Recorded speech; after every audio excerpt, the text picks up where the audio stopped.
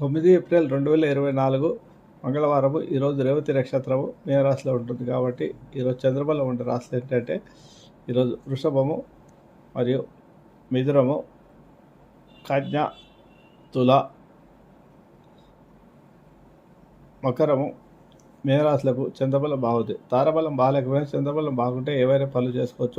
ముఖ్యంగా మంగళవారం కాబట్టి కుజగ్రహానికి సంబంధించిన స్తోత్రాన్ని జపం చేసుకొని, రేవతి నక్షత్రానికి సంబంధించిన స్తోత్రాన్ని జపం చేసుకొని పనులు చేసుకుంటే పనుల్లో మీకు విజయం లభిస్తుంది. సుబ్రహ్మణ్య కరావళ స్తోత్రం ఈ సంవత్సరం అంతా జపం చేసుకోవడం ద్వారా కుజగ్రహ దోషాలు తొలుగుతాయి. కుజుడు క్రోధినామ సంవత్సరంలో రాజు అయ్యాడు.